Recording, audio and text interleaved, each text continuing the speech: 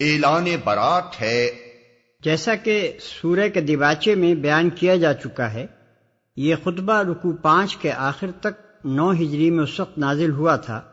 جب نبی صلی اللہ علیہ وسلم حضرت ابوبکر رضی اللہ عنہ کو حج کے لیے روانہ کر چکے تھے۔ ان کے پیچھے جب یہ نازل ہوا تو صحابہ کرام نے حضور سے عرض کیا کہ اسے ابوبکر کو بھیج دیجیے تاکہ وہ حج میں اس کو سنا دیں، لیکن آپ نے فرمایا کہ اس اہم معاملے کا اعلان میری طرف سے میرے ہی گھر کے کسی آدمی کو کرنا چاہیے۔ چنانچہ آپ نے حضرت علی رضی اللہ عنہ کو اس خدمت پر مامور کیا اور ساتھ ہی ہدایت فرما دی کہ حاجیوں کے مجمع عام میں اسے سنانے کے بعد حسب ذیل 4 باتوں کا اعلان بھی کر دیں۔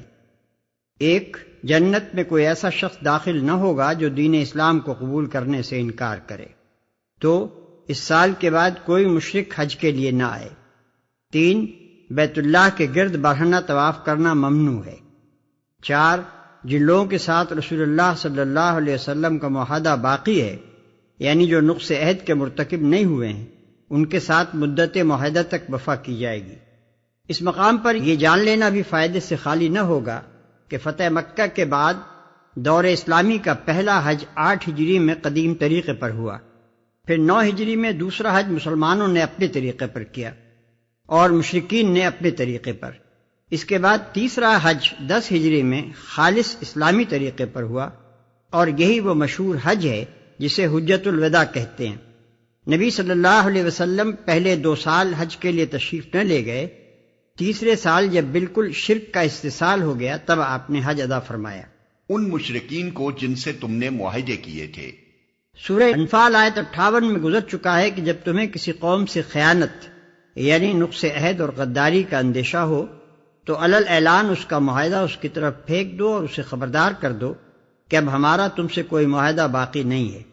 اس اعلان کے بغیر کسی معاہد قوم کے خلاف جنگی کارروائی شروع کر دینا خود خیانت کا مرتکب ہونا ہے۔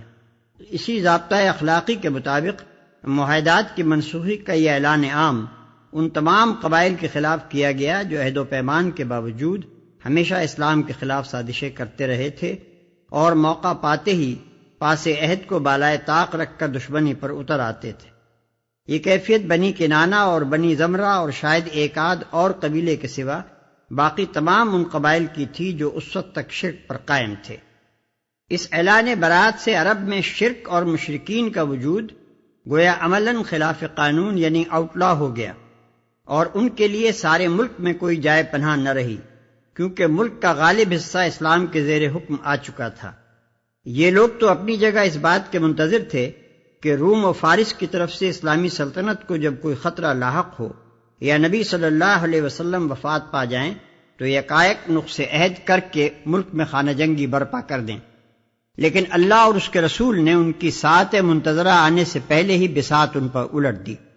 اور اعلان برات کر کے ان کے لیے اس کے سوا کوئی چارہ کار باقی نہ رہنے دیا کہ یا تو لڑنے پر تیار ہو جائیں اور اسلامی طاقت سے ٹکرا کر صفحہ ہستی سے مٹ جائیں، یا ملک چھوڑ کر نکل جائیں، یا پھر اسلام قبول کر کے اپنے آپ کو اور اپنے علاقے کو اس نظم و ضبط کی گرفت میں دے دیں جو ملک کے بیشتر حصے کو پہلے ہی منضبط کر چکا تھا۔ اس عظیم الشان تدبیر کی پوری حکمت اسی وقت سمجھ میں آ سکتی ہے جب کہ ہم اس فتنہ ارتداد کو نظر میں رکھیں جو اس واقعے کے 1.5 سال بعد نبی صلی اللہ علیہ وسلم کی وفات پر ملک کے مختلف گوشوں میں برپا ہوا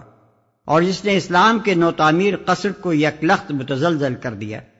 اگر کہیں 9 ہجری کے اس اعلان برات سے شرک کی منظم طاقت ختم نہ کر دی گئی ہوتی اور پورے ملک پر اسلام کی قوت ضابطہ کا استیلاء پہلے ہی مکمل نہ ہو چکا ہوتا